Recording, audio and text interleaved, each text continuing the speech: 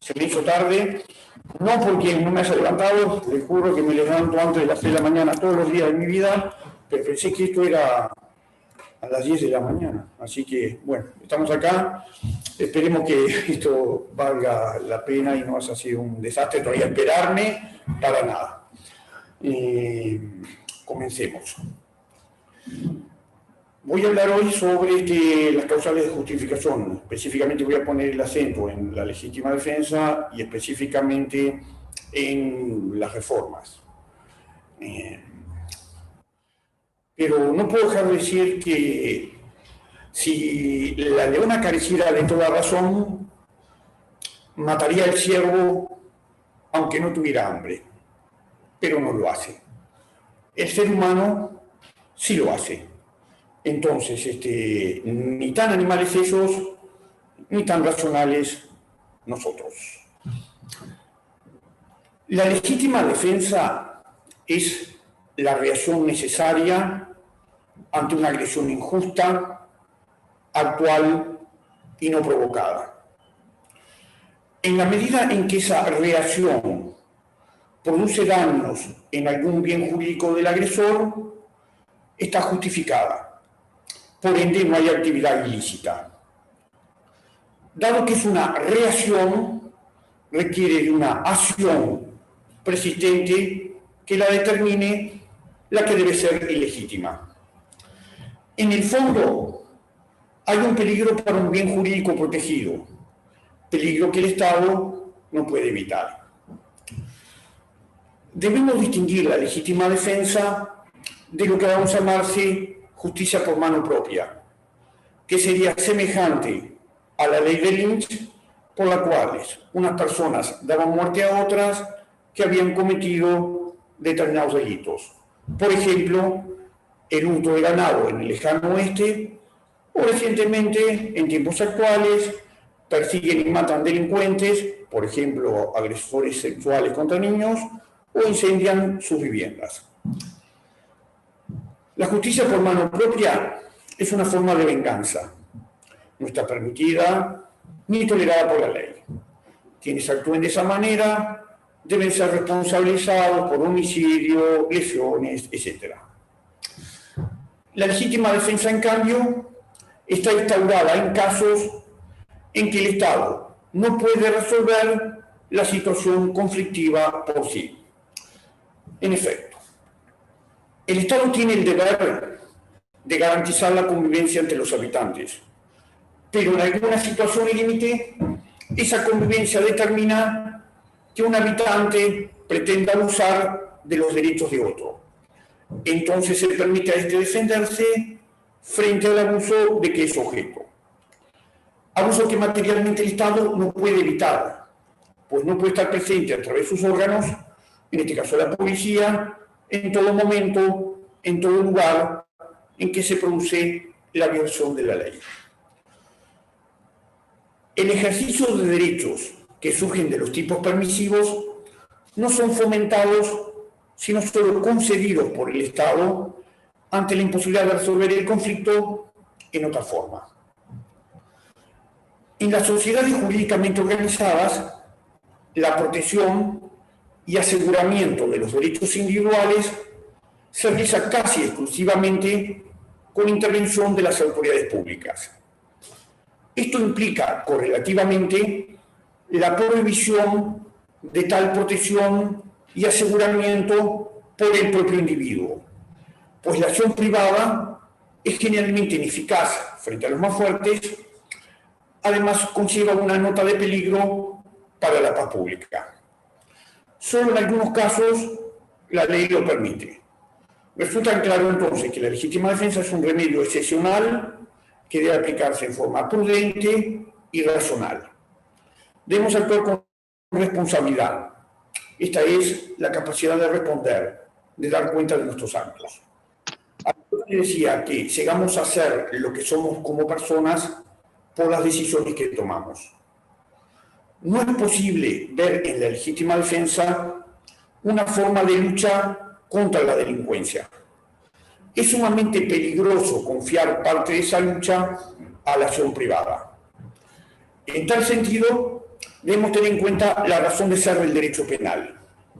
Es una construcción que permite responsabilizar a las personas que por acciones u omisiones vulneran bienes jurídicos predeterminados conforme un programa consagrado en la Constitución de la República. Ahora bien, constitucionalmente, la vida humana es el bien jurídico supremo.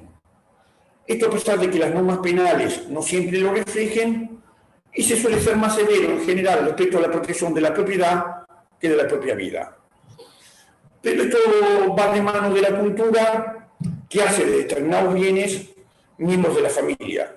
Así, por ejemplo, es frecuente darle al automóvil el estatus de un hijo.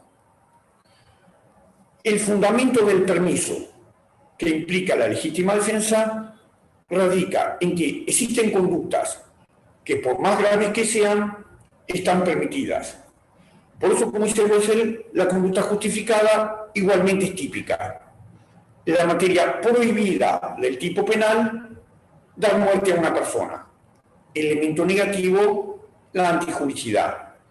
Sería un homicidio permitido.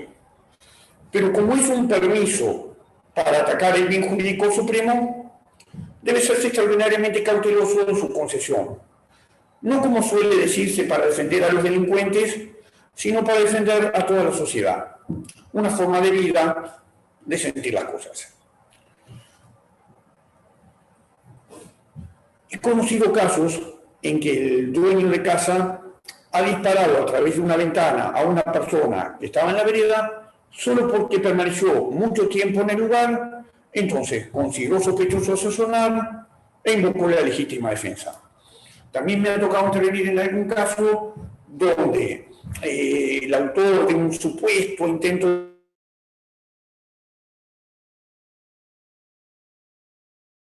le dispara por la espalda, lo mata y invoca la legítima defensa. Tiene un doble fundamento, individual y supraindividual. El fundamento individual lo encontramos en el principio de protección, la defensa de bienes jurídicos por su titular o terceros, una prevención especial de criminalidad. El fundamento supraindividual lo encontramos en el principio de mantenimiento del orden jurídico, la defensa del derecho, una prevención general. Basardo decía que el que se defiende actúa al derecho. Históricamente, la legítima defensa aparece vinculada con los delitos de homicidio y lesiones. Pero para la mayoría de los autores son defendibles todos los bienes tutelados por el derecho. El artículo 26 del Código Penal, antes de la reforma introducida por la Ley 19.1839, y eso no fue modificado por esto, habla de personas o derechos. Fórmula sumamente amplia que significa que se pueden defender legítimamente todos los bienes tutelados en el ordenamiento jurídico. Absolutamente todos. Sin perjuicio de eso, corresponde destacar que hay una tendencia doctrinaria, incluso legislativa, como por ejemplo el Código Penal de Austria de 1974, que procura limitar los bienes defendibles a determinado elenco: vida, integridad física, salud, libertad, propiedad. Zaffaroni dice que desde el punto de vista de un derecho penal liberal no es concebible que ningún bien jurídico quede radicalmente excluido de la legítima defensa, porque en ese caso no sería un bien jurídico. Pero agrega que esto no significa que se pueda sacrificar la vida humana en defensa de cualquier bien. Para eso acude al artículo 2 de la Convención Europea de Derechos Humanos, que limita la muerte de una persona a evitar violencia contra otra persona. Y también al artículo 4 del Pacto San José de Costa Rica, que dice que nadie puede ser privado de la vida arbitrariamente. Y concluye que en rigor parecería que nunca es la muerte del agresor solo en defensa de la propiedad, pero cobraría racionalidad cuando el ataque a la propiedad conlleva o va acompañado del ataque a otro bien jurídico como la vida, la integridad física, la libertad. En cuanto a los elementos de la legítima defensa, debemos comenzar por la agresión ilegítima. Esto no ha sido cambiado tampoco por la LUC. Sin agresión no puede haber defensa. Es un requisito de toda situación defensiva, sea completa o incompleta. ¿Y qué es la agresión? La agresión es toda conducta humana que ponga en riesgo la persona o los derechos de la persona que se defiende. Implica un acometimiento o intento de acometimiento. Esta agresión debe ser ilegítima, debe ser actual e inminente contra un derecho o situación jurídica existente y no provocada. No se exige ni la gravedad de la agresión, ni la irreparabilidad del mal, ni la inevitabilidad del peligro. Vamos a tratar de analizar un poquito esto. Agresión ilegítima no significa delictiva, sino acción emprendida sin derecho, porque hay agresión antes de que el bien atacado sea violado y antes de que ese ataque constituya delito. Por ejemplo, el suicidio, como sabemos, no es un delito. El que obra para impedirlo actúa en legítima defensa de un verdadero interés público. Generalmente tiene lugar mediante acción, aunque en algún caso podría ser por omisión. Por ejemplo, siempre que eso derive directamente la necesidad de defenderse. Sería el caso de una persona privada de libertad no liberada al término de la condena. Deben ser siempre conductas humanas. Está excluido entonces los hechos de cosas inanimadas, me queda una maceta arriba, o de los animales, salvo que los animales sean asusados por el ser humano. No cabe tampoco frente a actos de agresiones mutuas o recíprocas. Las mismas personas no pueden ser simultánea y recíprocamente agentes de la agresión, reaccionantes de la defensa. El caso, por ejemplo, de el duelo crioso o un desafío aceptado. No cabe la legítima defensa frente a la legítima defensa. Por ejemplo, no podría invocarla una persona que ingresa a hurtar una casa y reacciona ante la agresión del dueño de casa. No cabe tampoco frente a actos de fuerza legítima de las autoridades. Por ejemplo, no podría alegarla una persona para resistirse a un arresto que efectúa la policía conforme la normativa vigente. Distinto otro terreno, la resistencia pasiva, esa cosa, pero hablamos acá del tema de legítima defensa. Esta agresión además debe ser actual e inminente. La actualidad refiere a la contemporaneidad entre ataque y defensa. Si falta la contemporaneidad, se excluye la situación defensiva. Es como si el agredido se convierte en agresor aprovechando la situación. Es necesario entonces que la agresión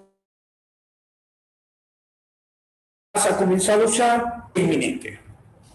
Si el peligro todavía no existe, no es necesario la defensa. Se puede acudir eventualmente a las autoridades y hacer una denuncia.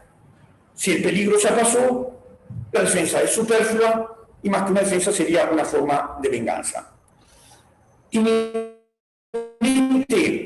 es que algo ha de suceder de inmediato, no siendo suficiente la simple amenaza de ser víctima de la agresión. La inminencia debe ser real y tiene que ser calculado de acuerdo a parámetros objetivos. Dos situaciones vamos a analizar, que son: la primera, la amenaza verbal.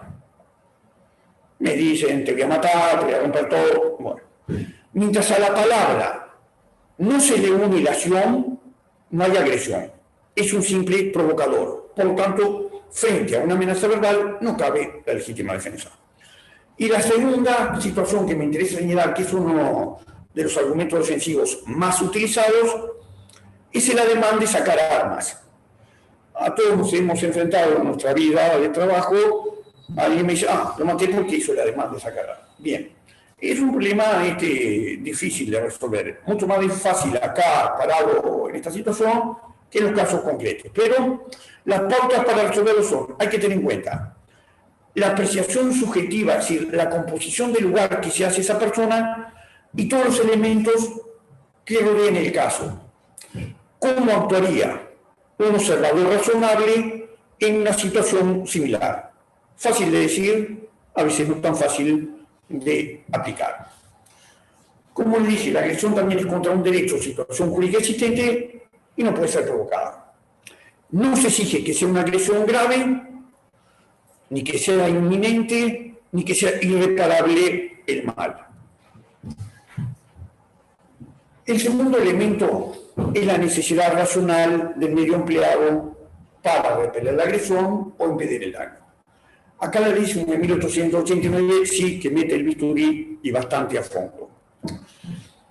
Más que un requisito, es el fundamento jurídico del instituto. La respuesta a la agresión debe ser necesaria, tanto en lo que refiere a la actualidad como a la entidad. Se exige que mediante la acción defensiva se esté protegiendo realmente un bien jurídico de un ataque inminente o persistente.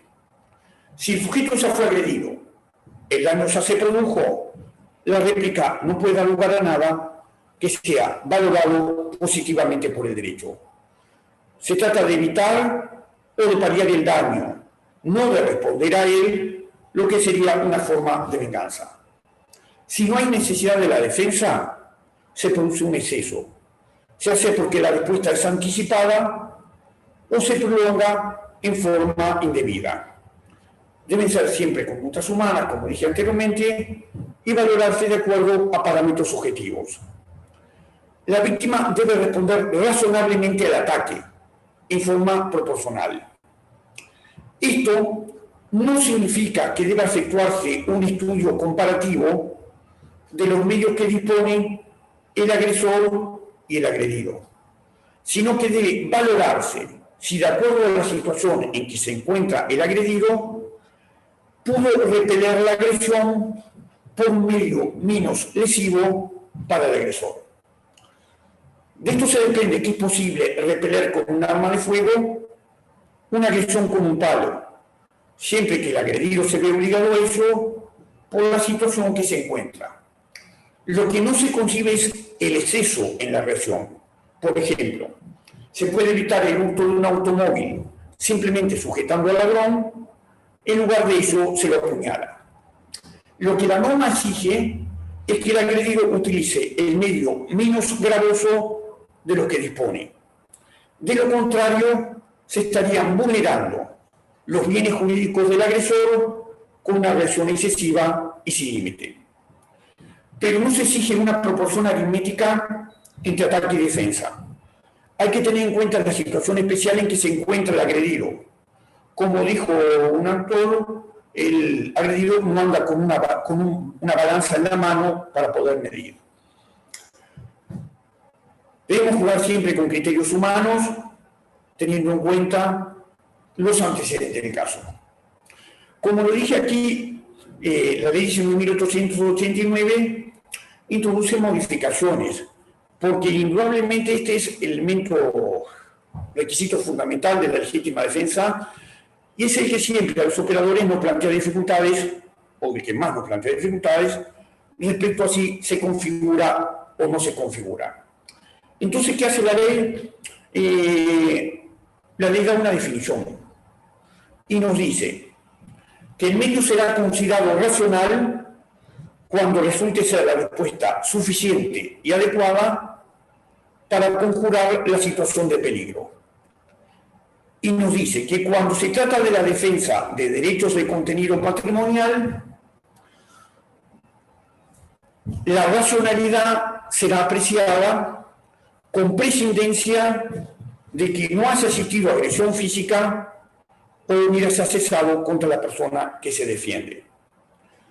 Por lo tanto, nos da un concepto general y un concepto particular respecto a cuando la agresión es solo en defensa de derechos patrimoniales. El concepto general dice la respuesta suficiente y adecuada para conjurar el peligro. Es decir, esa racionalidad de que les hablaba anteriormente, plasmada en la ley, suficiente y adecuada. No se admiten los excesos, no se admite apuñalar, si puedo evitarlo, solo con retener a la persona. Pero sí, indudablemente, el aspecto de mayor interés, por lo menos en esta parte, es la precisión con respecto a la defensa de los derechos de contenido patrimonial, y que, destacando que no es necesario una agresión física o que hubiera cesado. Por lo tanto, plasma en la norma conceptos doctrinarios, es decir, que lo sostenían algunos autores como Langón, aunque en mi opinión muy modesta, por ejemplo, Langón era un poquito excesivo porque él llegaba a decir que si estoy en el balcón de mi casa y veo que me están robando el auto, le puedo disparar. Bueno, yo creo, con todo el respeto a Langón, que eso parece un exceso. Es un exceso, en mi opinión personal. Pero lo que queda ahora sí claro es que no es necesario, yo puedo defender mis derechos patrimoniales sin que sea necesario que esa agresión al bien patrimonial, al patrimonio, sea acompañado de una agresión física o que hubiera cesado antes. Volveremos sobre el tema más adelante. El tercer elemento clásico es la falta de provocación suficiente. De acuerdo al diccionario de la Real Academia Española, provocar significa incitar, inducir a uno, mediante palabras u obras, para que se enoje. En el caso es la incitación que hace una persona a otra para que realice o ejecute la agresión. Por lo tanto, el que está en situación de defenderse no puede haber provocado la agresión. Nadie está obligado a soportar lo injusto, pero esto no significa que pueda ampararse al que dio lugar a lo injusto provocando la agresión. No puede invocar legítima defensa quien voluntariamente se coloca en una situación de riesgo. La provocación debe reunir una serie de requisitos. Debe ser suficiente. Este requisito es exigido por la ley. Significa que basta para alcanzar el fin o resultado. En el caso... Parece que era un problema con el celular. Son exigencias de la doctrina. La provocación debe ser inmediata a la agresión, es decir, una contemporaneidad en el tiempo. No podría invocarse una provocación remota. Por ejemplo, el mes pasado, la semana pasada, me dijiste que tal cosa, o me tiraste un tiro, o volviste con el cuchillo, no puedo hoy, un mes después, una semana después, traer a colación esa provocación, accionar y después invocar legítima defensa. Y la provocación debe ser proporcional, un cierto equilibrio entre ataque y defensa. La jurisprudencia ha sostenido en forma unánime que no puede invocar legítima defensa quien asume un riesgo a su integridad física y sale armado en busca del contrario o acepta el desafío, porque la situación originaria de peligro no es completamente extraña a su voluntad. Si yo acepto participar en una pelea o tengo un acontecimiento, voy, busco el arma, salgo con el arma a buscarte, y se entiende que eso ya corta la cadena y que no habría legítima defensa. Encontramos una serie de modalidades de este instituto. La primera de esas modalidades, sin duda, es la legítima defensa presunta, que sacaron de sí la ley y hace las mayores, modificaciones. Es presunta porque la ley presume que concurren los tres elementos que habíamos referencia: agresión ilegítima, necesidad racional y la falta de provocación suficiente. Antes de la entrada en vigencia de la ley, esto era para aquel que defendía la entrada de la casa habitada o sus dependencias, o empleaba violencia contra el individuo extraño sorprendido dentro de ella o las dependencias. Incluso si vamos para tiempos anteriores, allá hasta antes del 2000 y algo, esta era una presunción que regía durante la noche. Durante el día ya no. Esto fue modificado por una de las leyes de urgencia y se eliminó el requisito de la nocturnidad y podía ser de día o de noche. Se debatía mucho que eran dependencias de la casa y en general se consideraba que eran las zonas inmediatas vinculadas con la facilidad de acceso a la casa. Bueno, en esto sí que la ley de 1889 innova. Innova respecto a las hipótesis. No se limita ahora a las dependencias de la casa, sino lo que ha sido el buque insignia, que es para los funcionarios del Ministerio del Interior, Ministerio de Defensa Nacional, en ciertas condiciones que ya vamos a analizar. Y la tercera, para que también que repele cuando ya no es la casa, sino es un establecimiento comercial, industrial o agrario. Es decir, que pasamos de un supuesto a tres supuestos. Me adelanto a decirle mi opinión personal sobre el tema, que lo decía antes de la entrada de emergencia de la luz, cuando ni siquiera nadie imaginaba que iba a existir una luz. Mi opinión personal es que es absolutamente innecesario llevar a los policías o a funcionar el Ministerio de Defensa Nacional a través de la legítima defensa. Esto lo voy a fundamentar a lo largo de la charla, pero yo siempre creí a nivel doctrinario y también desde el punto de vista práctico, en los casos que ejercí la profesión, que los policías estaban amparados por otra causal de justificación, que es el 28, está prevista en el 28 del Código Penal, que es el cumplimiento de la ley y que no es la legítima defensa. Pero bueno, lo intentaremos desarrollar.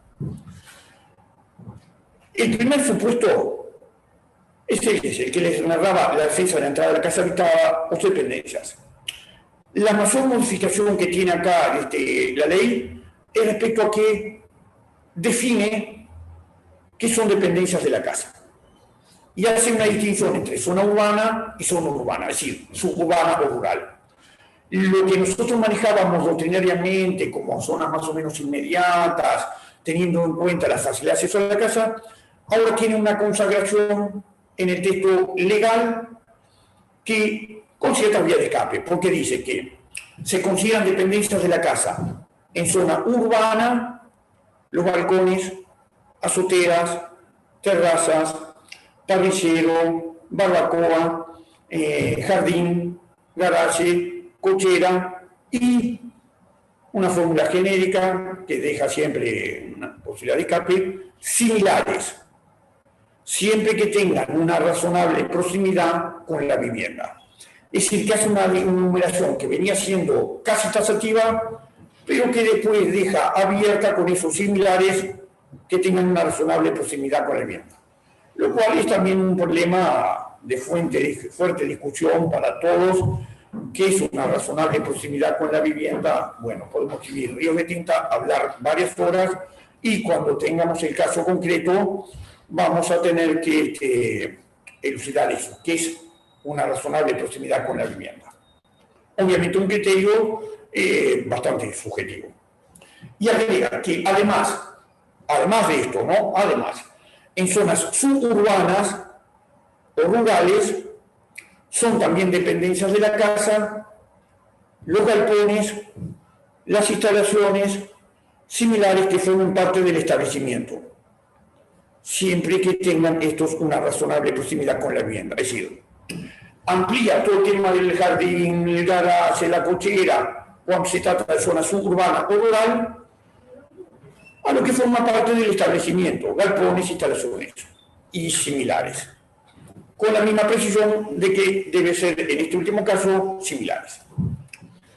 El segundo supuesto en que se presume que concurren los tres elementos es que es el buque insignia, es decir, lo más hablado, por lo menos de la materia penal, me parece a mí, una opinión absolutamente personal, de la ley 1889, fue legítima defensa para los policías, si era necesario o no era necesario. Y quedó redactado algo más o menos como esto, que el funcionario del Ministerio del Interior, Ministerio de Defensa Nacional, que en ocasión o con motivo del ejercicio de la función, repele una agresión física o con armas contra él o contra un tercero, empleando armas o cualquier otro medio de defensa en forma racional, progresiva, proporcional, en cuanto eso sea posible y en iguales circunstancias después de haber agotado los medios disuasivos a su alcance, salvo por el contrario. Es decir, se coloca en sede de legítima defensa lo que para mí ya estaba previsto en el artículo 28, que era el cumplimiento de la ley. ¿Cuál es el tema que está en la base de todo esto? En la legítima defensa, en general, el agredido puede ir mucho más lejos para repeler la agresión, todo lo que sea necesario. En cambio, en el cumplimiento de la ley, está, como si me da el tiempo lo analizaré, bastante más limitado a los requisitos que son necesarios y que dan garantía a la actuación de la administración. Hay una presunción relativa que a mí te pueda encontrar. Sí, funcionario del Ministerio Interior, policía. Funcionario del Ministerio de Defensa Nacional, recuerden ustedes que por la ley 19.677 tiene el patrullaje y recorridas en ciertas zonas de frontera, son creo hasta 20 kilómetros de la frontera, que en ocasión o con motivo del ejercicio de la función. En ocasión o con motivo. Acá ya tenemos una primera cuestión, porque los policías están siempre en funciones 24 horas en 24. No dejan de estarlos. Así que, si es en ocasión o con motivo del ejercicio de la función, ellos siempre están en funciones, aún en el día de asueto. Repele la agresión física o con armas. ¿Sí? Agresión es lo que definimos, el concepto esto no cambia, puede ser con arma de fuego o cualquier otro tipo de agresión, con un palo, a piñas, lo que se le imagine. Contra él, es decir, contra el propio policía o contra un tercero, es decir, el transeúnte que va por la calle, el que va arriba del ómnibus, lo que sea. Utilizando armas o cualquier otro medio de defensa. Así que no hay limitación en cuanto al medio utilizado. Pero dice, en forma racional, progresiva, proporcional. Pero rápidamente aclara, en cuanto a eso sea posible.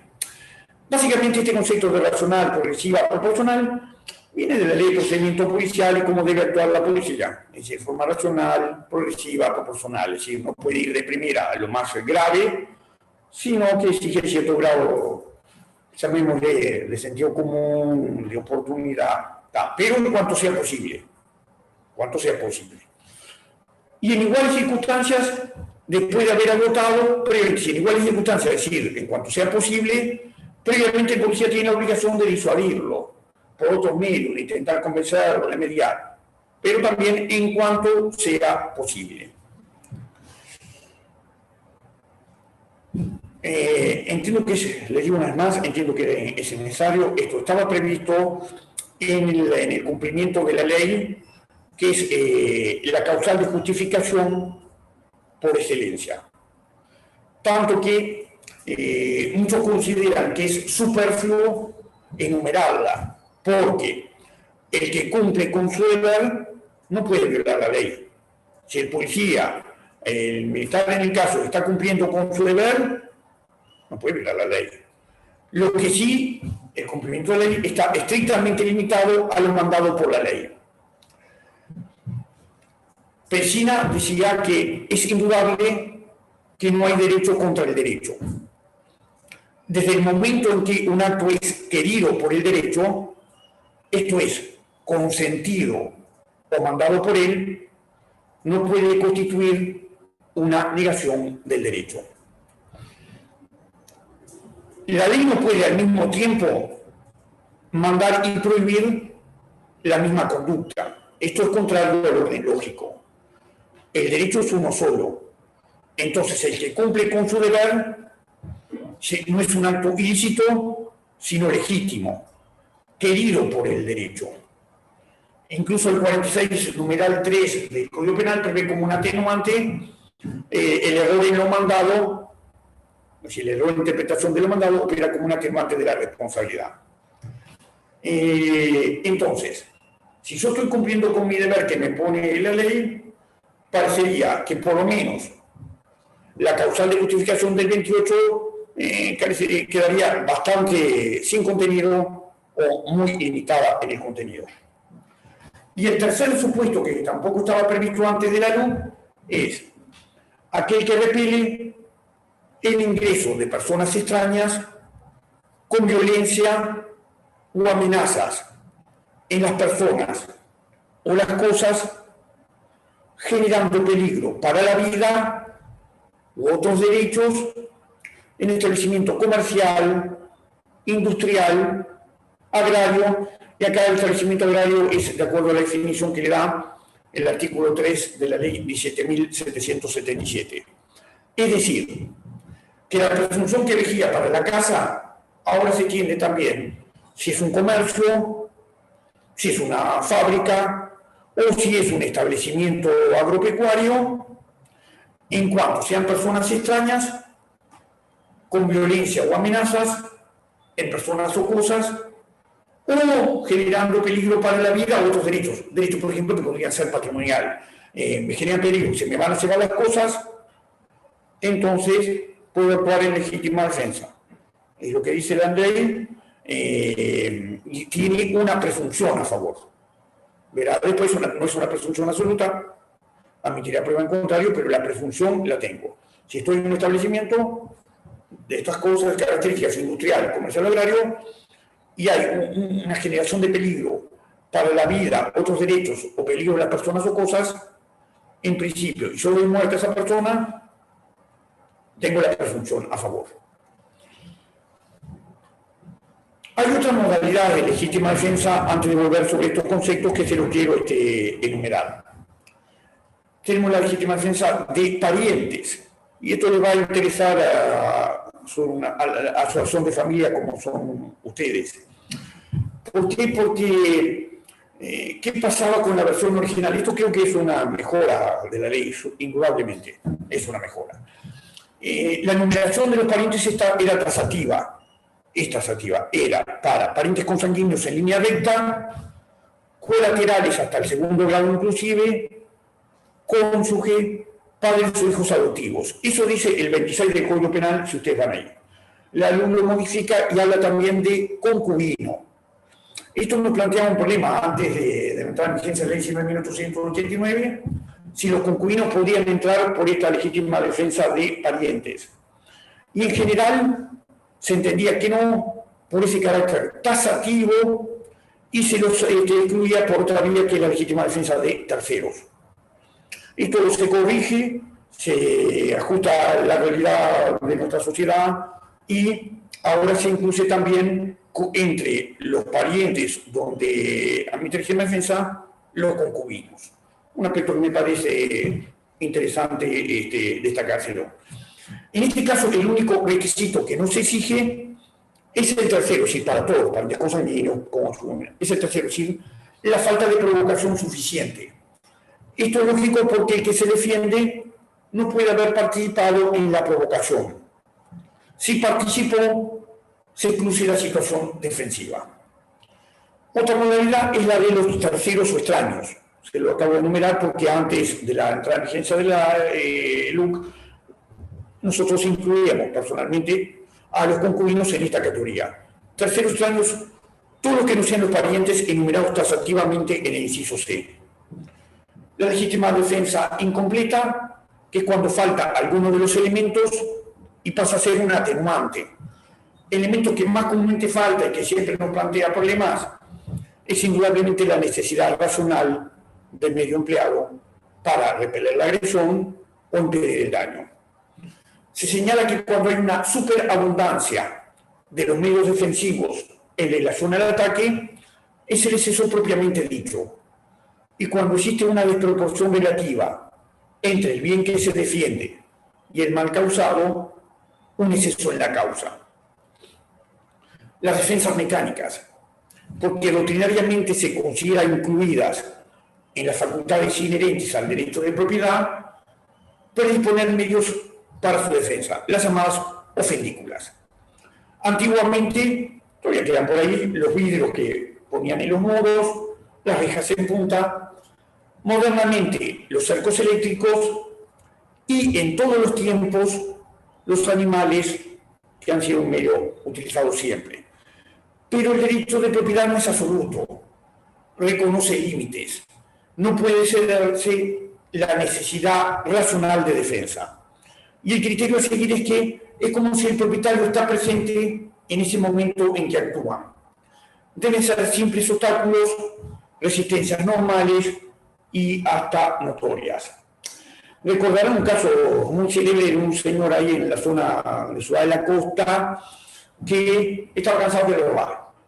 Entonces no se le ocurrió mejor idea que había una especie de fuente, la electrificó, pero no con 110 para que le dieran una patada, sino que le puso 220. Así que cuando llegó el ladrón, quedó ahí pegado a la fuente y lo mató. No conforme con eso, el señor está, obviamente después de desenchufar, lo cargó en la carretilla y lo tiró a un arroyo.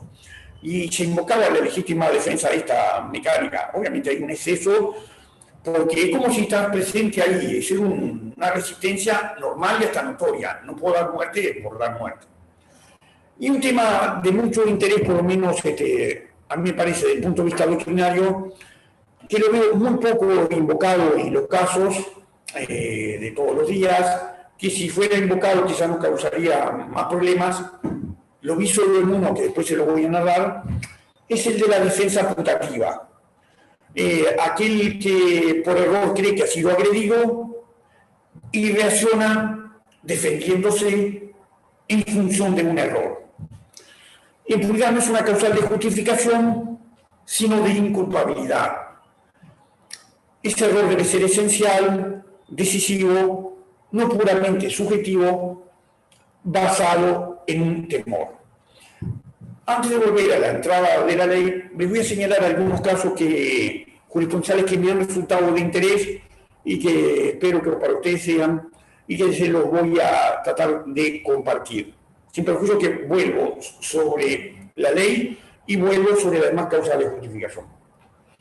Uno de esos casos nos habla de un señor retirado militar, dueño de casa, que observa a través de su ventana que un extraño comienza a trepar el portón con la finalidad de ingresar al fondo de su casa.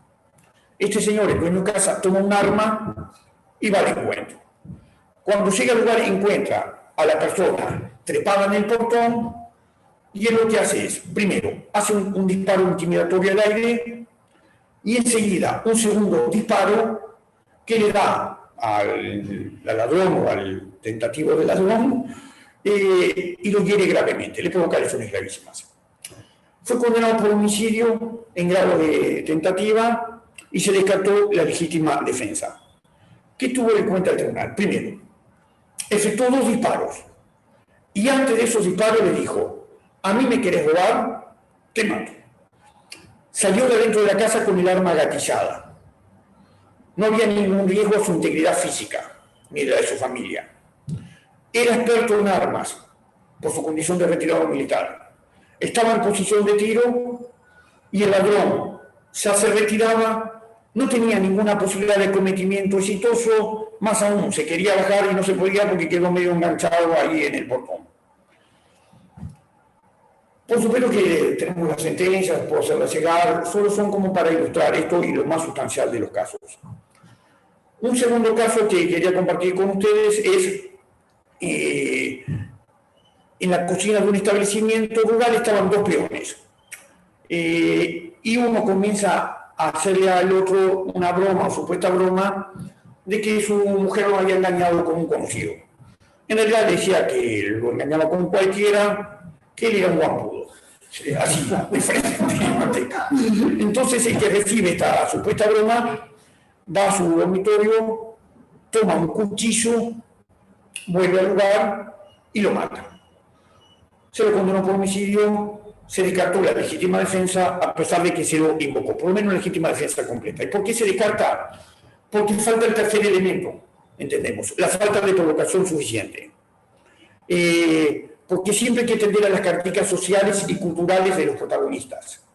En ese medio se entiende que no era una broma, eso es lo que le dice, sino que era verdaderamente una provocación.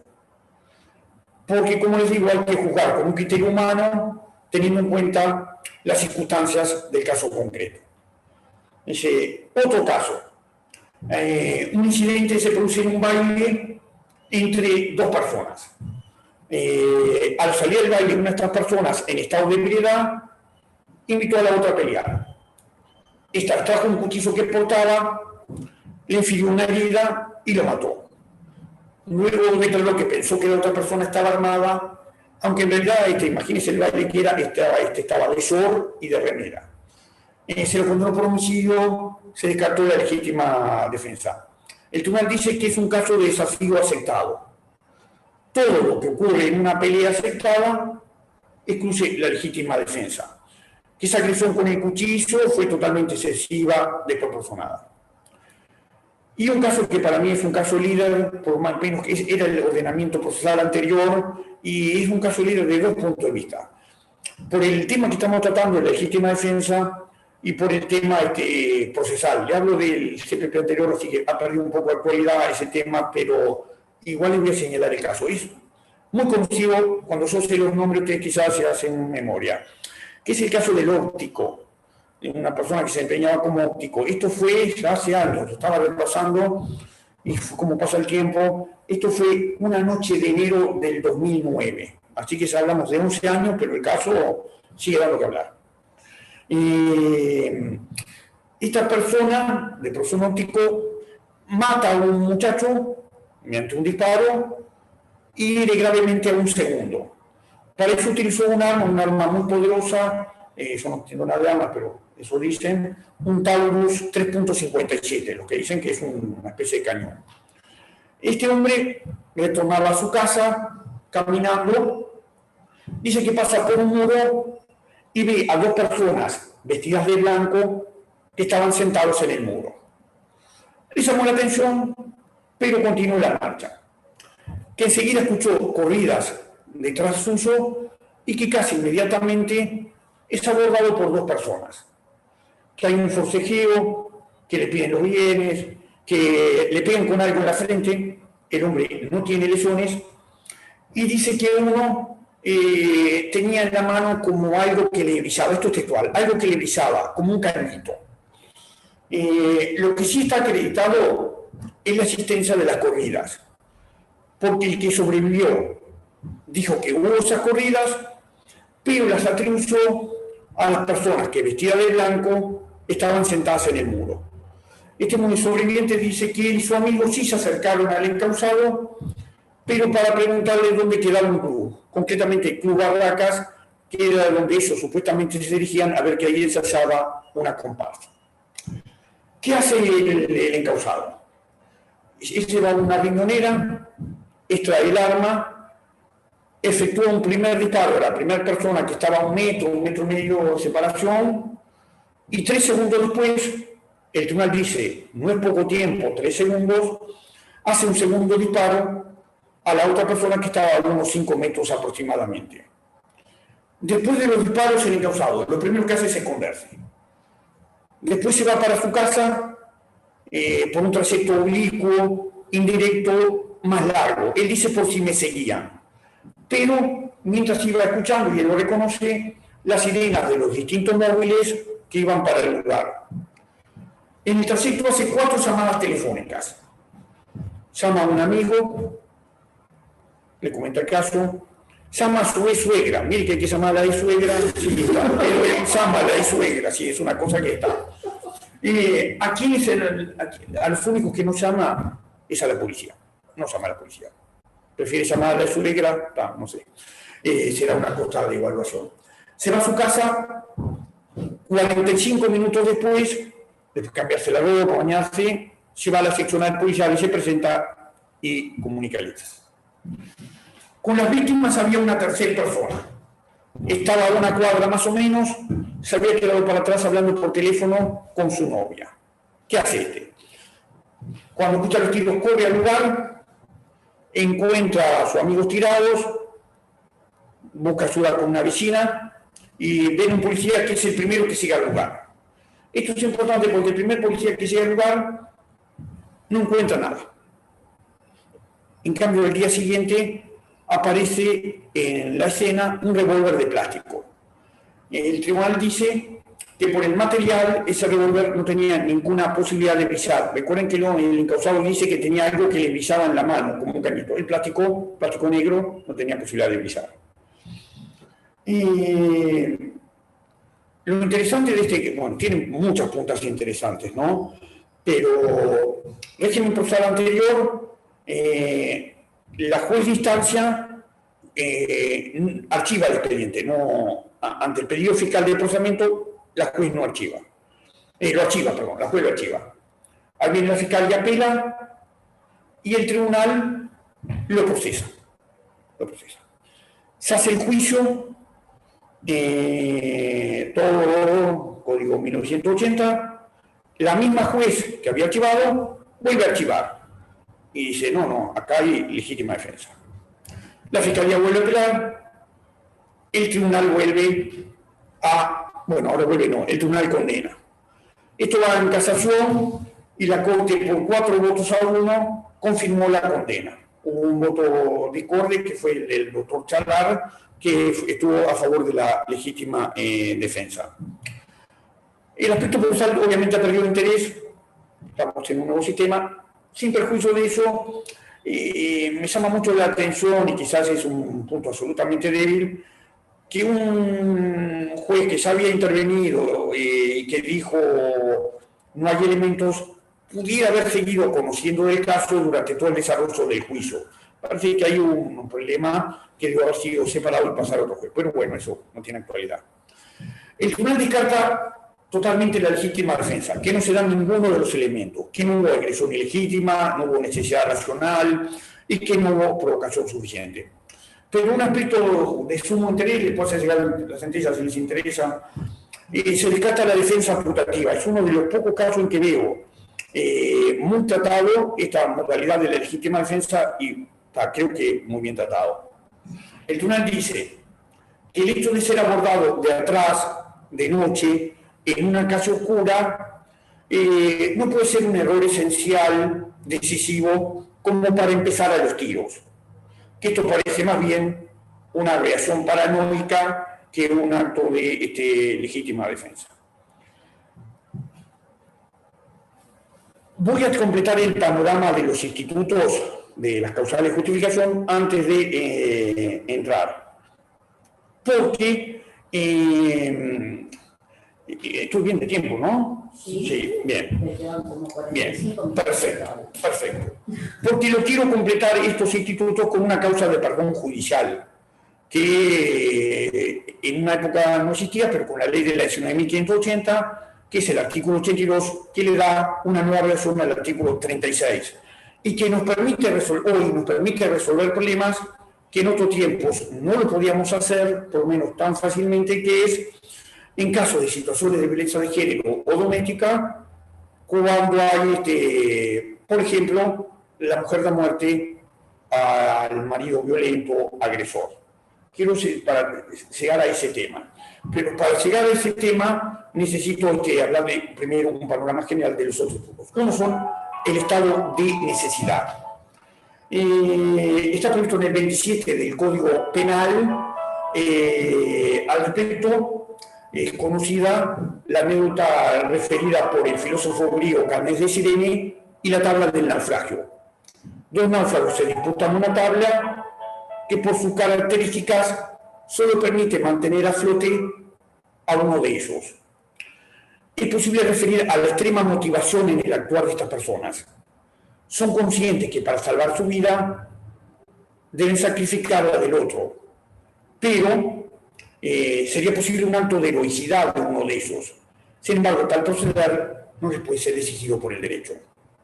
Otro ejemplo histórico que les quiero mencionar ocurrió el 5 de julio de 1884 con el buque de bandera inglés Minaret.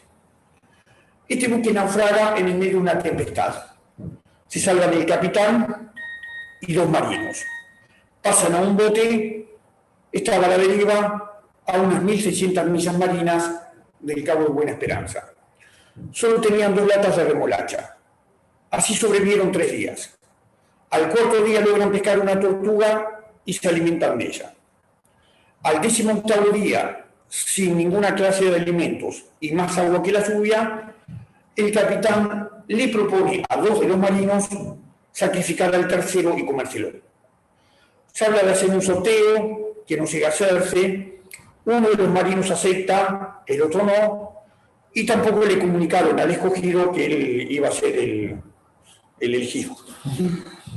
Lo cierto es que al día siguiente el capitán, al grito de que llegó la hora, le infiere una herida en la garganta al tercero y lo mata. Durante 4 días todos comieron de él, hasta que pasa un buque y lo rescata en un estado deplorable, lamentable. Fueron sometidos a juicio. El que comió pero no aceptó participar fue absuelto. Al capitán y al marino que aceptó participar, y también comieron, se los condenó a muerte.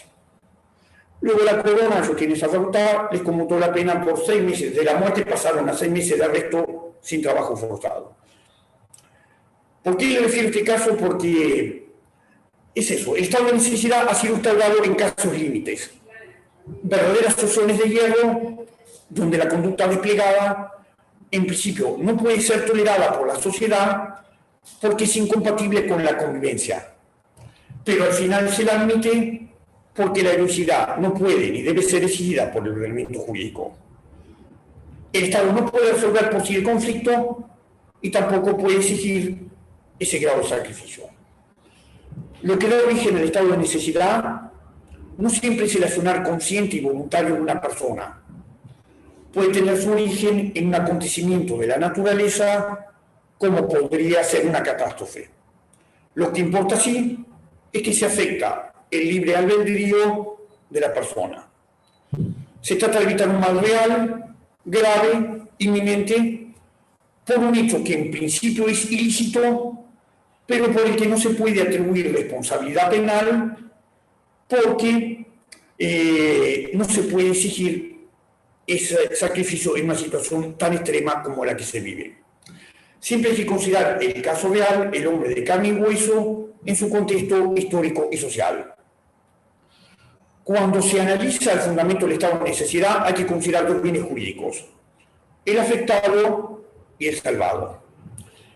A diferencia de lo que sucede en la legítima defensa, donde, como les decía hoy, son defendibles todos los bienes tutelados, en el estado de necesidad por mandato legal están expresamente limitados a la vida, la integridad física, la libertad, la honra y la propiedad. Se exige una estricta ponderación entre el mal causado y el mal que se pretende evitar. El mal causado debe ser igual o menor al que se pretende evitar. Cuando se trata de la defensa de derechos de contenido patrimonial, acá el mal causado tiene que ser ya no igual, sino menor. Se trata de salvaguardar bienes jurídicos propios o de parientes, porque solo se admite cuando son los parientes previstos en el inciso C del 26, lo que le enumeraba ahora, que fueron modificados por la LUC, incorporándose también el concubino.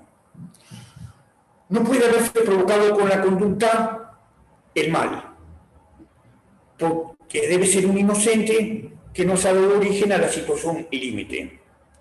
Si es culpable de la necesidad, se estaría beneficiando de una situación ilícita. Y no se puede tener el deber de afrontar el mal. No podría invocarlo un policía para no intervenir en una rapiña, un comercio, alegando que su integridad física es un bien superior al patrimonial que se está afectando. El mal no puede ser eventual o posible, sino tiene que ser seguro su acaecimiento. Inevitable por otra vía, una situación angustiosa. He buscado casos jurisprudenciales y es muy difícil encontrar uno que haya prosperado. El único que prosperó tristemente es uno mío, pero no prosperó porque sea una buena sentencia, debe ser un desastre seguramente, pero porque no me la pelaron. Por eso es una causa importante. Pero se los voy a narrar luego.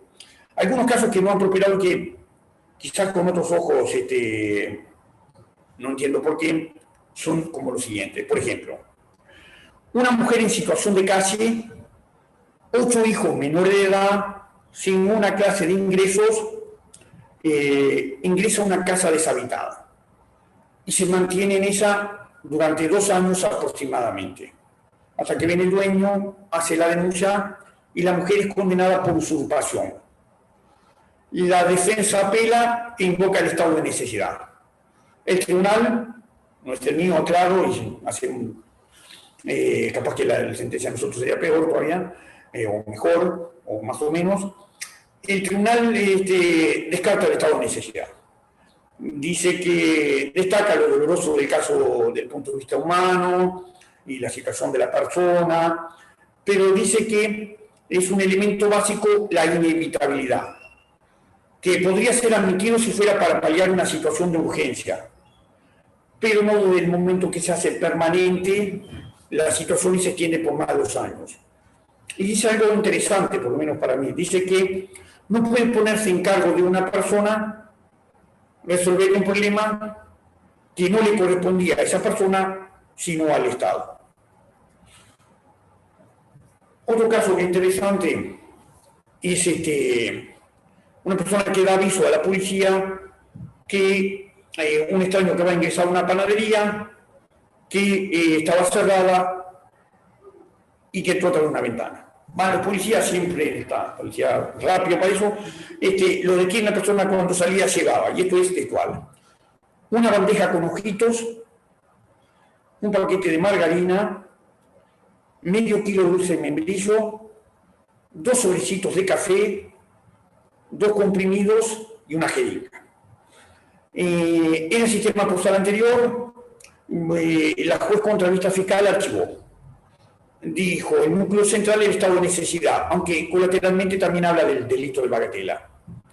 La fiscal apela, sistema anterior, postal, y el tribunal procesa. Dice que es un hombre joven, que no tenía hijos, que trabajaba, por más que el hombre declaró que tenía hambre y que era para comer, que tenía 3 antecedentes por delitos contra la propiedad, no obstante lo cual siguió su quehacer delictivo, y pone hace el centro en que entre las cosas que se llevaba había una jeringa, que no era para satisfacer necesidades básicas. Con lo opinable que es eso. Otro caso, para que vean que ninguno de los que vi prosperó, 2 hombres son condenados por los delitos previstos en el 11 y 12 de la 17.228, prenda sin desplazamiento.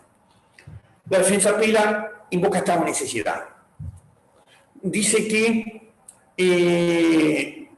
la situación económica fue el elemento determinante y desencadenante de su comportamiento, que debieron entregar el campo que ocupaban porque estaban siendo desalojados, que había animales enfermos por la tosa y que vendieron algunos para hacer frente a necesidades básicas. Que el mal causado fue menor al que se quiso evitar, es decir, la relación propiedad-vida. Y el tribunal le dice, señor, la venta de 80 animales no es una cantidad menor y no parece que todo corresponda a satisfacer necesidades básicas. Mucha plata, 80 animales. Tampoco se probó que hubiera un riesgo inminente para la vida y hay una desproporción entre los bienes. Les podría seguir casos varios que no prosperaron, pero le voy a decir el que prosperó, el mío. Y solo prosperó, les digo una vez más, porque no prosperaron, sí, obviamente. En su momento nos pasa a todos, es decir, dije, bueno, qué suerte que no me la pelaron, esto quedó confirmado, me va a agarrar el tribunal y me va a matar. O no.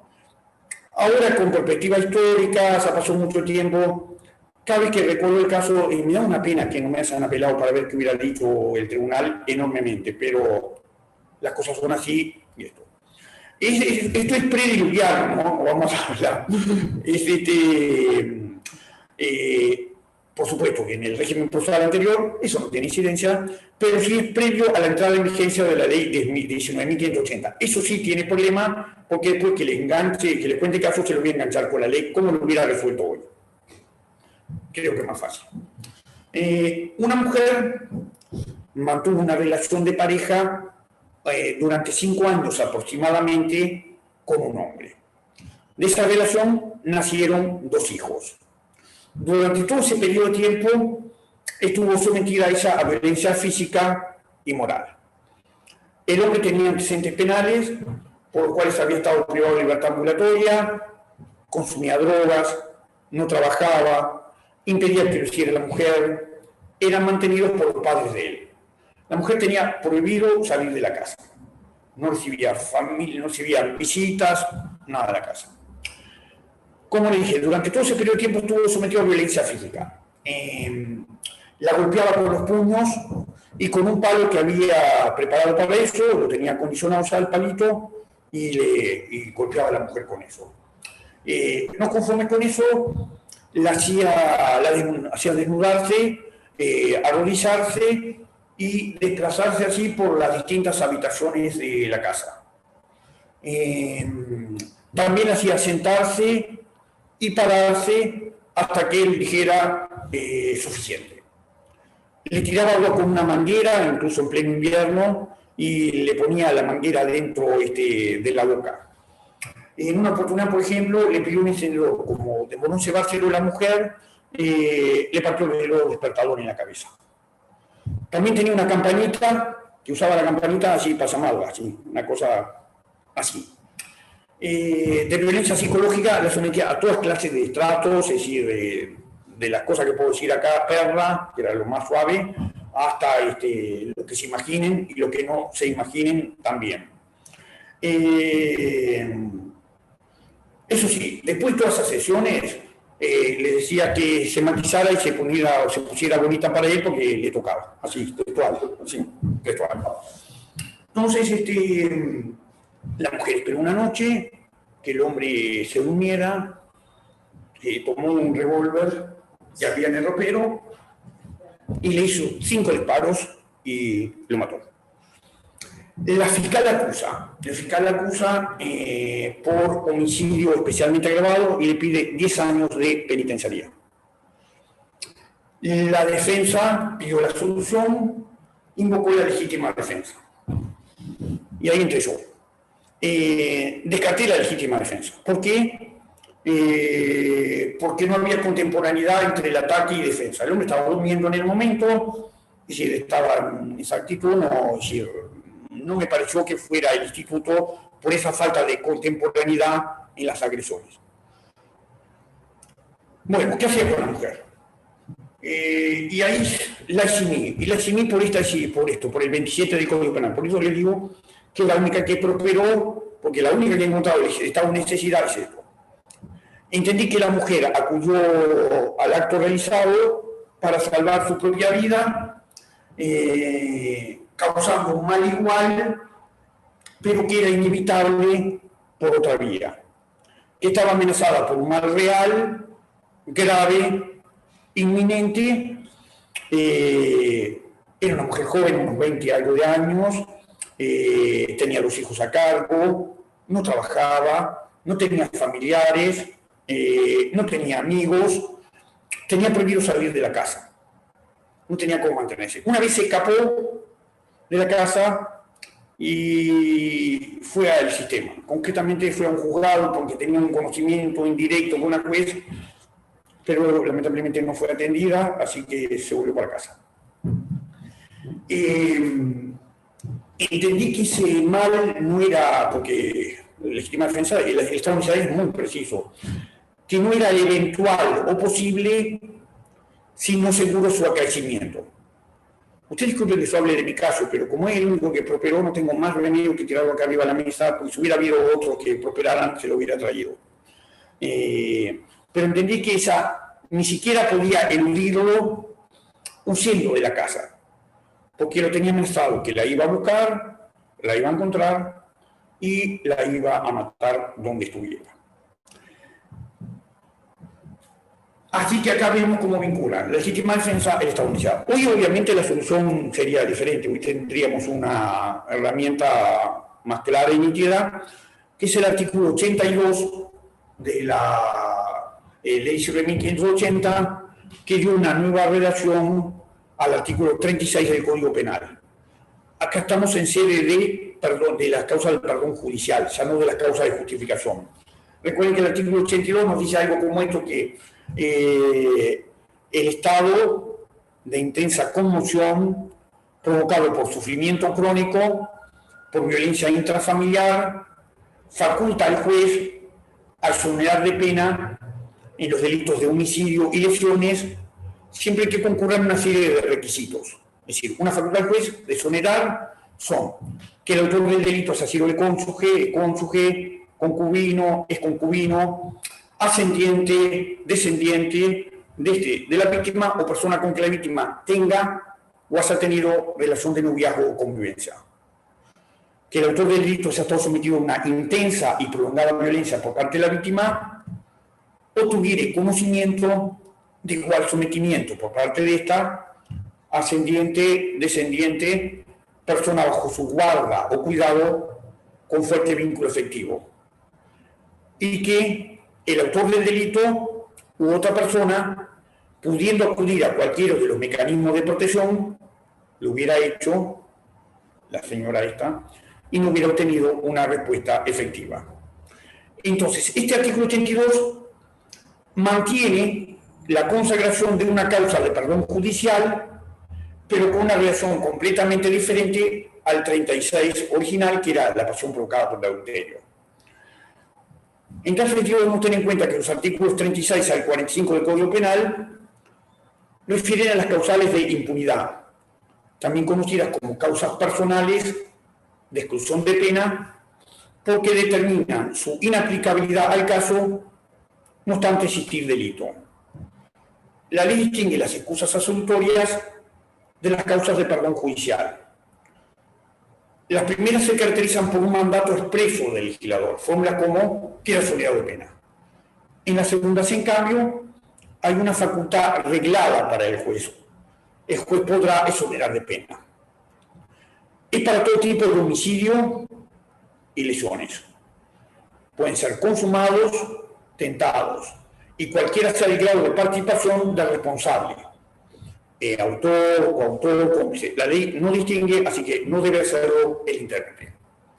Sin perjuicio de eso, se plantean algunas dificultades, porque el 36 original nos hablaba de la pasión provocada por adulterio. Ahora, en cambio, se habla de el estado de intensa conmoción provocado por sufrimiento crónico. Es una definición genérica, vaga, imprecisa, que origina dificultades al intérprete, porque para delimitar qué es intensa conmoción o sufrimiento crónico, da cabida a una muy amplia subjetividad que colide con la certeza que debe tener la ley penal y el mandato determinante que incumbe al legislador. Lo que para mí puede ser intensa conmoción, capaz que para mi colega que está al lado no lo es, y que está más así. Son conceptos muy amplios y es difícil de llenarlos de contenido. El inciso primero amplía enormemente el elenco de sujetos originariamente beneficiados, porque el 36 original refería exclusivamente al cónyuge. Y ahora se habla de cónyuge, concubino, ascendiente, descendiente, y llega hasta el noviazgo. Y acá tenemos un problemita, porque el noviazgo no requiere necesariamente convivencia. Esto colide con el acápite del artículo que habla de violencia intrafamiliar, la que exige la cohabitación. Por lo tanto, la cosa no cierra. El inciso segundo también mantiene la amplitud de los sujetos originariamente beneficiados, porque habla de personas bajo guarda o custodia con fuerte vínculo afectivo. La guarda ha sido definida como el poder de ver que tienen los padres emanados del ejercicio de la patria potestad para la educación, protección, otras responsabilidades inherentes a la función. Esta es la guarda jurídica. También tenemos el contacto de padres con hijos, la guarda material o tenencia.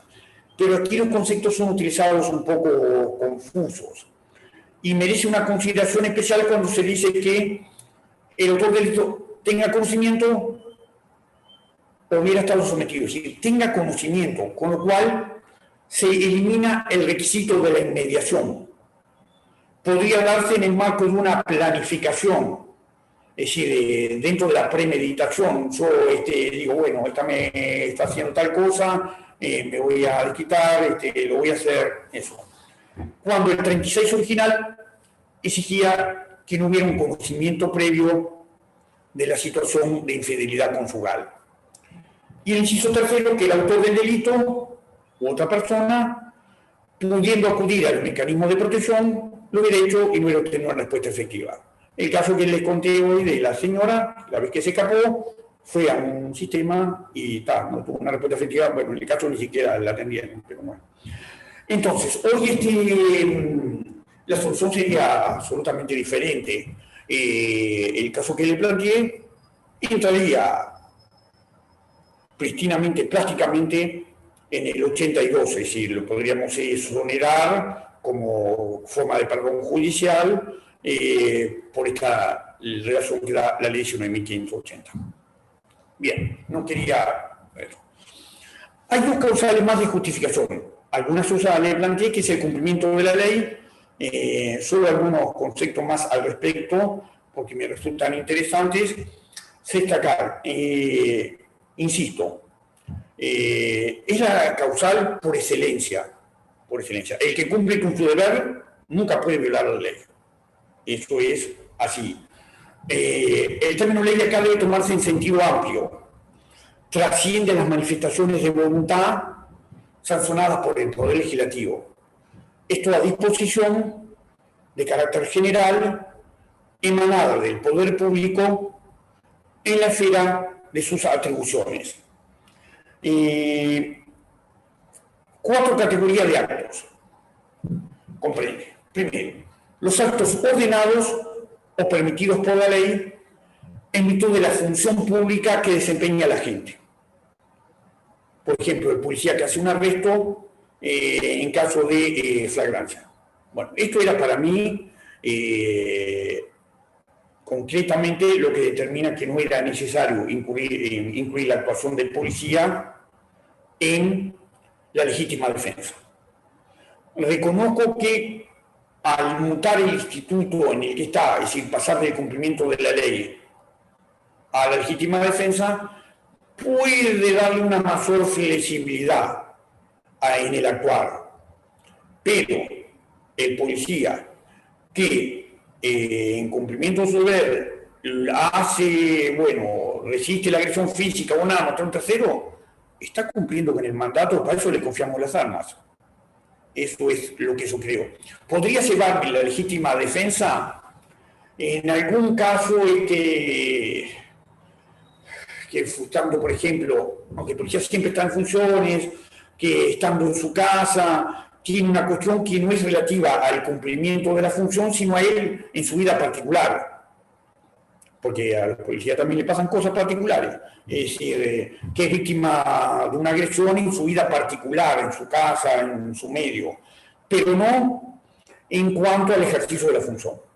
Vuelvo más tarde sobre el tema, si me da el tiempo.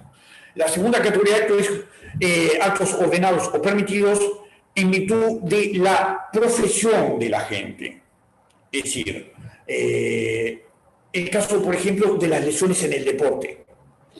2 boxeadores ahí en el medio del ring.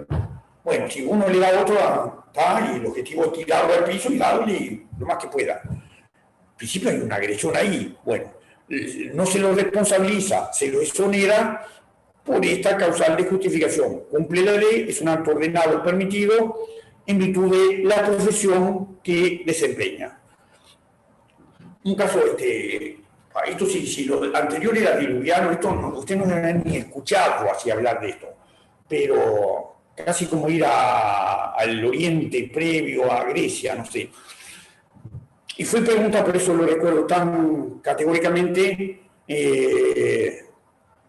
yo soy producto del CEJU, pregunta de Gamarra, en la parte de Derecho Civil nos preguntó esto, el caso Hace muchos años, un jugador de fútbol que integraba las selecciones juveniles, era de Peñarol, en un partido de reserva contra Nacional, el jugador de Nacional se llamaba Rodríguez de Leus.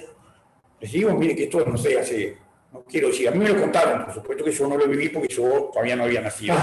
Quiero aclarar, acá se ríen, pero a mí me lo contaron. Bueno, en un partido de reserva, el jugador de Nacional le provoca una tremenda fractura a este muchacho Freddy Lutano, no se recuperó más, no jugó más. Él le hace un juicio a Nacional y gana el juicio. La verdad que hay vidas que terminan, espero que el muchacho siga así luchándola, pero a veces uno está marcado por la estrella, porque gana el juicio, gana una parte importante, hace un emprendimiento, el emprendimiento se le prendió fuego. Está bien, triste por donde lo mire. Pero la pregunta fue, me acuerdo de esto, si usted fuera abogado de Nacional, ¿cómo haría para intentar eximir la responsabilidad en la demanda de Nacional contra el jugador? Que la verdad que, primero, no me gusta hacer nada que tenga que ver con Nacional. Sí, es una posición que me costaba mucho contestar ese caso. Pero bueno, entraría en esto, es decir, el jugador está procesado, porque se entendió que hubo un absoluto exceso. Entre las cosas que se sostuvo era que era un atacante que lesionaba al defensa, y se entendió que fue más allá del acto ordenado permitido por la ley en virtud de la presión, por ese exceso que lo llegó a considerar que había un dolo. Creo que ya era demasiado eso. La tercera categoría, para no irme tanto el tema, son los actos ordenados o permitidos en virtud de la autoridad que ejerce la gente. Por ejemplo, el derecho de corrección que tienen los padres sobre los hijos. Y la cuarta categoría, los actos ordenados o permitidos por la ley en virtud del auxilio o ser utilidad para la justicia. Por ejemplo, el arresto ciudadano. Insisto una vez más acá que el accionar del policía entra indudablemente en esta causal de justificación, que es el cumplimiento de la ley. Cuando el policía o detiene a una persona o repele una agresión, sea los tiros, o está cumpliendo la ley, está cumpliendo el mandato. No veo que se esté defendiendo legítimamente. Para mí está cumpliendo la ley. La cuarta categoría, quiero, por esto a ver si les dejo, a ver, quieren hacer alguna pregunta o algo. ¿Estoy jugando todavía? Sí. Sí. La cuarta categoría de causal de justificación es la obediencia debida. La relación entre estas últimas dos justificantes, es decir, el cumplimiento de la ley y la obediencia debida, es de género a especie. Si es una orden genérica, rige el artículo 28, es decir, el cumplimiento de la ley. Si es una orden genérica o específica, una orden específica para una persona o grupo de personas, rige el 29. Esta norma regula la situación de personas que se encuentran en relación de subordinación respecto a una autoridad que como tal es competente para emitir órdenes, emite una que implica la realización de un acto de naturaleza criminal. Estamos aquí, esto no podemos perder de vista, en el ámbito del derecho público, con autoridades, jerarquías administrativas. La obediencia debe ser debida, es decir, conforme la normativa jurídica. No puede evadirse de esos límites. Pero se plantean dificultades, porque las que conocerán, materia castrense o policial, pero sobre todo castrense, que se dice que existe la obligación de acatamiento inmediato. Pero si la orden es manifiestamente ilícita, la obediencia no puede ser pasiva a ciegas. Además, aún en el hipotético caso de que sea irresponsable el que ejecuta, esto no excluye la responsabilidad del mandante porque tiene el dominio del hecho. Se requiere, lo dice expresamente el código, que la orden emane de una autoridad, que la autoridad sea competente para darla y que la gente esté obligado a cumplirlo. Y nos dice que el error de la gente en cuanto a la existencia de este requisito debe ser apreciado por el juez teniendo en cuenta la jerarquía administrativa. No es lo mismo si, por ejemplo, la orden es para el general que para el soldado, no es lo mismo. La cultura, nivel de formación, preparación, y nos dice más que el error de la gente, bueno, y la gravedad del atentado.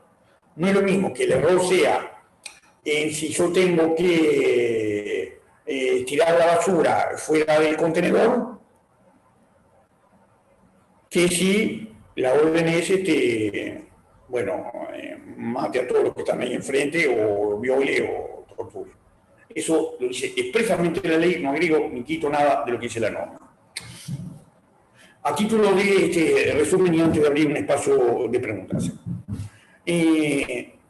La ley de urgente consideración introduce entonces modificaciones importantes en una de las causas de justificación. Sin duda la más importante en cuanto a la más referida, la más usada, la que está más frecuente. Mucha gente ni conoce que existe algo que es estado de necesidad o cumplimiento de la ley o obediencia de vida, pero la legítima defensa está en el ámbito popular. Tanto en el ámbito popular está que seguramente todos ustedes han escuchado, como lo he escuchado yo, todos lados, que la gente dice, bueno, vamos a matar a uno, matarlo en el dormitorio, porque ahí no pasa nada, arrastrarlo para el dormitorio. Yo sí quiero así frío y les digo, bueno, y si te quedan las patas del hombre para fuera del dormitorio, que es una legítima defensa incompleta. Bueno, pero eso está en el lenguaje y atraviesa el país, zona urbana, zona rural, que te dice matarlo en el dormitorio. O porque es un lugar íntimo. Entonces, y en el baño, no, bueno, eso no está en ningún lado, no está previsto, pero son esas cosas incorporadas al folclore. La ley de urgente consideración, dice en 1889, entra en este instituto. Entra para aclarar el requisito más usado, o que quizás el que plantea mayores dificultades, más usado no, retiro eso, el que plantea más dificultades, la necesidad racional del medio empleado para repeler la agresión o impedir el daño. Y entra con un concepto y entra con una aclaración que tiene el valor de una interpretación auténtica, así que no es cosa menor, que es cuando se refiere a derechos de contenido patrimonial y te dice ahí claramente que no es necesario una agresión física ni tampoco que hubiera cesado. Eso es para apreciar la racionalidad y tiene el valor, que les digo, de una interpretación auténtica. Entra en una cosa que soluciona un problema que es el de los concubinos. No estaban en el código original, en el 26 del Código Penal, una cosa que considero positivo, ajustada a derecho y totalmente acorde a la realidad. Entra fundamentalmente en cuanto a la legítima defensa presunta. ¿Cómo entra? Primero, en lo que ya estaba, que es la defensa de la casa, las dependencias, eso de la Constitución, el lugar es un sagrado inviolable, y por lo tanto se entiende que si yo no autorizo entrar a una persona, es una forma de agresión ilegítima. ¿Cómo entra?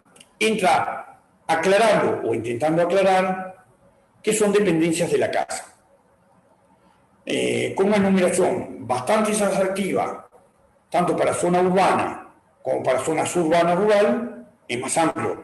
Le recuerdo para zona suburbana o rural porque agrega cosas, galpones, instalaciones, pero se ve que no quisieron hacerla totalmente atractiva y entonces agregan esa frase mágica siempre que tengan una razonable proximidad con la vivienda. Con lo cual el problema solo lo único que hace es desplazarse del lugar, porque ahora vamos a tener que determinar qué es razonable proximidad con la vivienda, si es 5 metros, 10 metros, 50, 1 kilómetro, bueno, será un criterio racional, dependerá de las circunstancias del caso. Y para eso nos hicimos jueces, para resolver estos problemas, digo yo, ¿no? Bien. Ojo, o se verá. Esa es una de las partes en que entra. El núcleo central, no es ese, el núcleo central, que fue todo, es para el funcionario del Ministerio del Interior y Ministerio de Defensa Nacional. Les digo una vez más, se los debo tener aburridos con esto, pero creo que era superflua y necesaria. Creo que entraba en el cumplimiento de la ley. Reconozco que esta causal de justificación del cumplimiento de la ley es más acotada, más limitada a lo estrictamente mandado por la ley. Y la legítima defensa puede ser un poco más amplia. Pero bueno, en mi opinión personal, y esto es solo una opinión personal, no tiene más valor que eso, nada, y mañana que estoy capaz que estoy allá en el trabajo y digo otra cosa, porque también me gusta cambiar de opinión, pero no, eso es una broma, trato de no cambiar. Y creo que ya estaba, que no era necesario. A mí me parece que tanto la actividad de las personas que le confiamos las armas, no está mal que esté regulado y que se ciña estrictamente a lo que está regulado, a lo que manda la ley, y eso estaba en el 28. Ahora, es una legítima defensa, pero particular, porque me dice, bueno, en forma racional, progresiva, proporcional. Es decir, que no es la legítima defensa pura y clásica, la presunción pura y clásica, aunque se encarga de decir también en cuanto eso sea posible. ¿Ah? Y que primero tengo que utilizar otros medios, si soy policía o militar, otros medios suasivos. Es lo que dice la ley de procedimiento policial, en forma progresiva, no puedo ir con el acto más violento del principio, pero también en iguales circunstancias, es decir, no puedo ir de primero al momento. En suma, si ustedes me preguntan, las variantes son más de forma en esto de los policías y de dónde está el instituto que de fondo. Es decir, si es una acto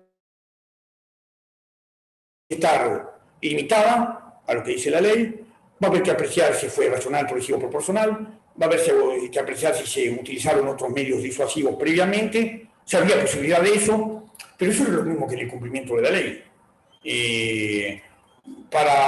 Si el policía está en medio de un tiroteo y le están tirando, bueno, es racional, progresivo, proporcional, y que saque el arma y tire.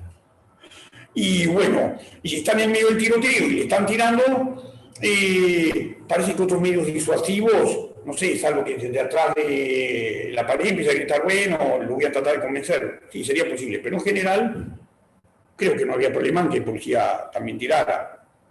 Así que me parece que es más de nombre que de sustancia. Sí, es mucho más de sustancia, es la última parte, respecto a los que ingresan a establecimientos comerciales, industriales o agrarios conforme a la definición. Porque acá está la presunción. Esta presunción no regía, era al revés. Ahora se presume que si entra una persona a robar a mi carnicería, no tengo ninguna carnicería por la duda, claro, sería ilegal de acuerdo a los jueces, aunque les dé un desafío. Un desafío que lo digo acá. ¿De dónde surge que los jueces no podemos ejercer el comercio? Si alguien lo sabe, lo escucho. Yo tengo una respuesta, pero no sé si es correcta. Bien, pero si entran a ese comercio, yo puedo repeler la agresión, si hay violencia en las personas o cosas, o generan peligro para la vida de otros. No es necesario que me ponga en peligro en vida a mí o a un familiar.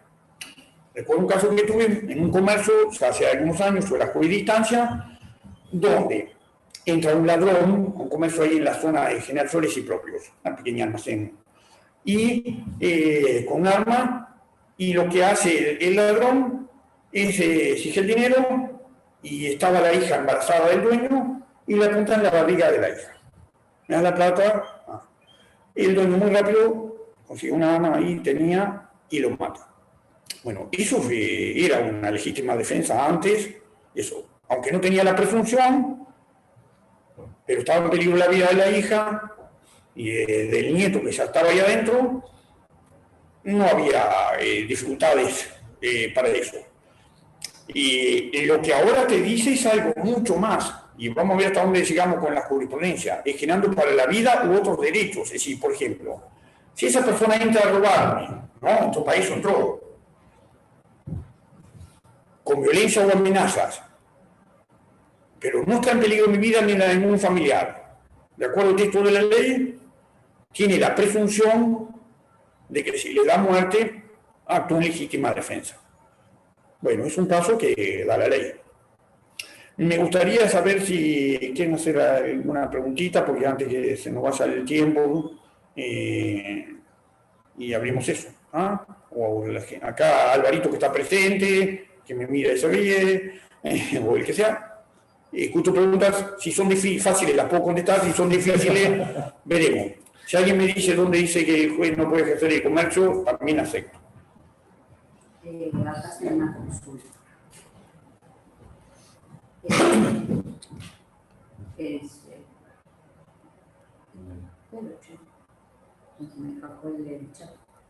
Ahora sí.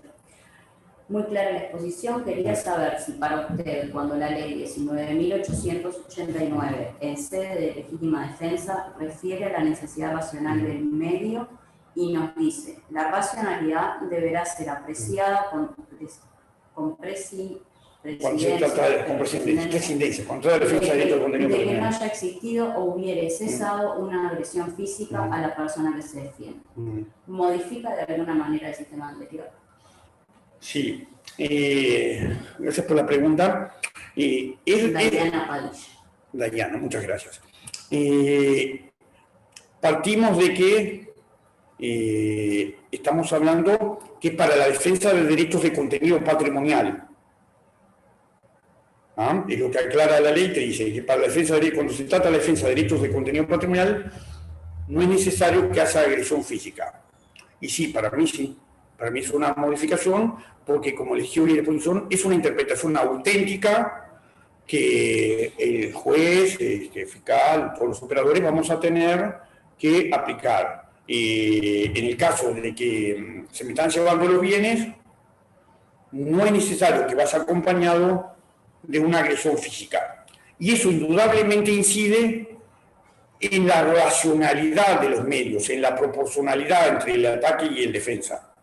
Generalmente nosotros entendíamos, bueno, solo un caso, por ejemplo, Langón, que ya les dije el ejemplo ese del balcón que me ha quedado marcado en la historia, él decía que no, que si yo estoy en el balcón y veo que me están llevando el auto, yo te podía disparar desde el balcón. En general esa posición creo que no prosperó mucho a nivel jurisprudencial y generalmente los jueces exigíamos que hubiera acompañado de algún tipo de agresión física. Así que, pero ahora tenemos una interpretación auténtica que dice otra cosa. Así que en mi opinión sí, tiene una clara incidencia y es en cuanto a la racionalidad de los medios. Indudablemente sí. Creo que sí. Por acá no. Y pueden abrir el micrófono sin problema. Yo les aviso. Pueden abrir. ¿Sí? ¿Ah? Si alguien no tiene una consulta, te abre el micrófono. Pero no. Los micrófonos están abiertos. Si alguien tiene otra consulta para hacerla a Luis.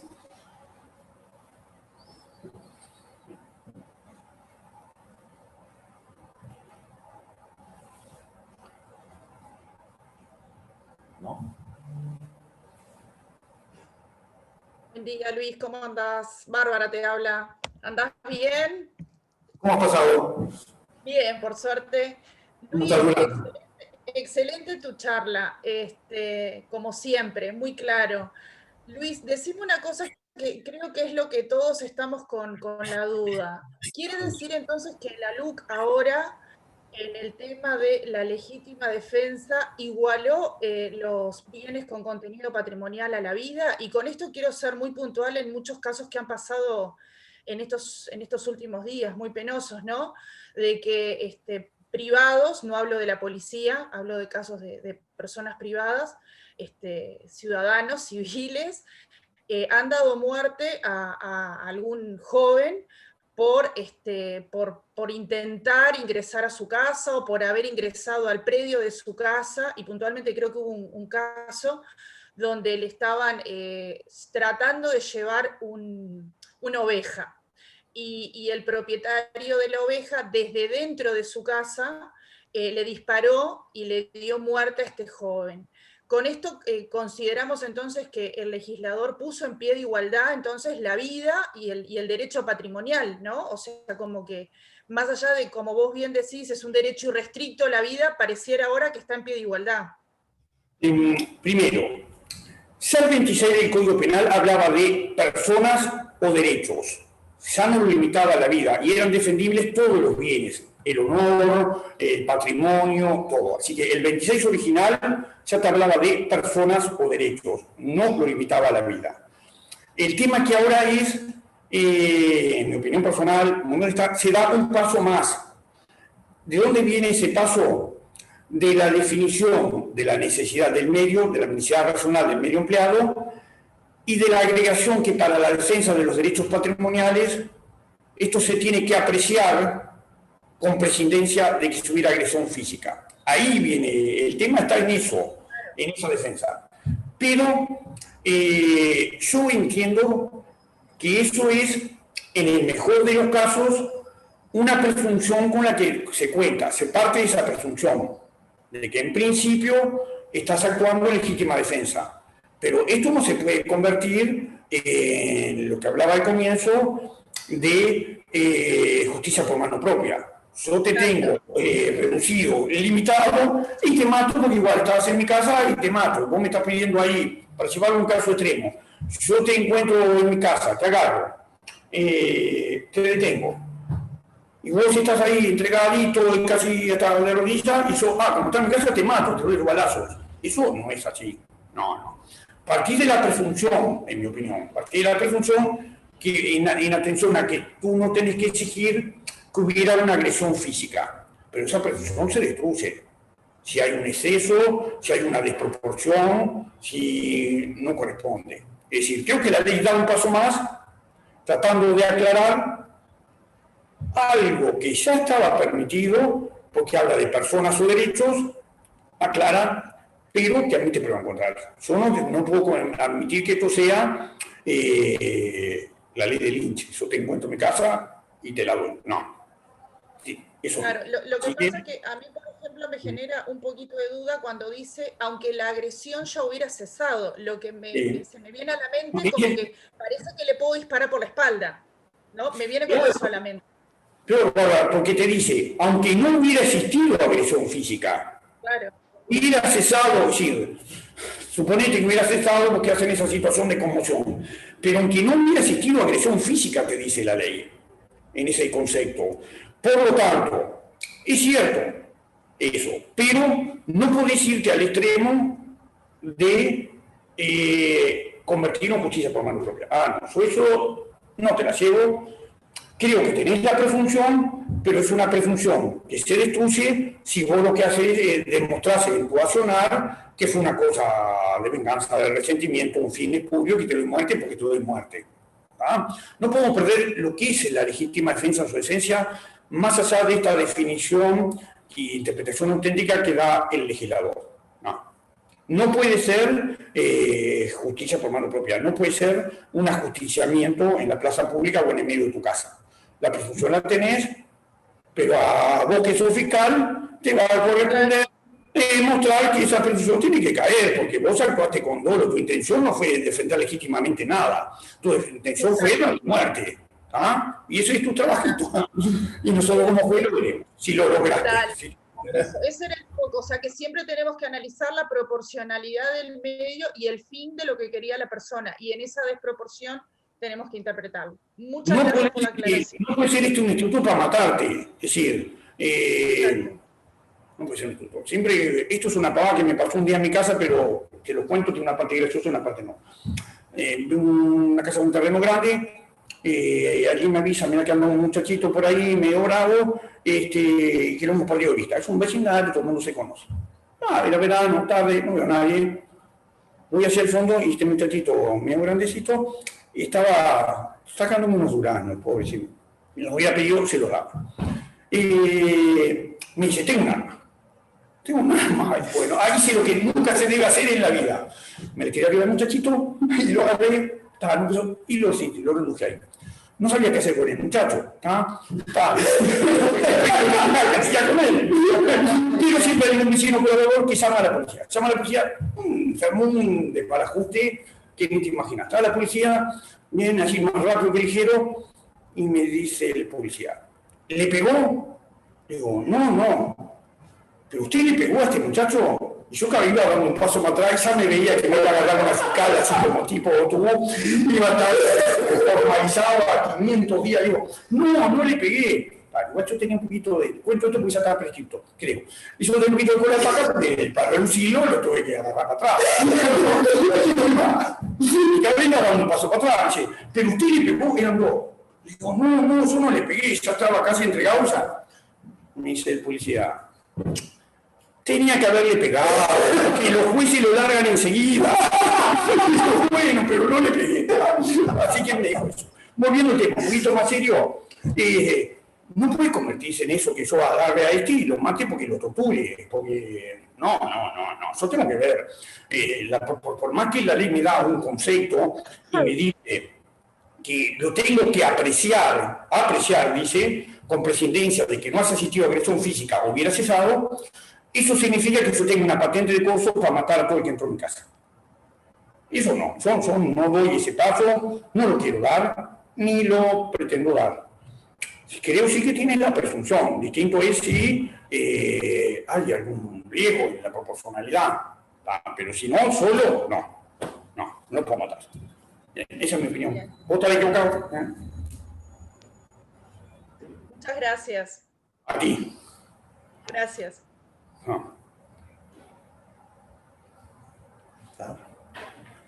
¿Pronto?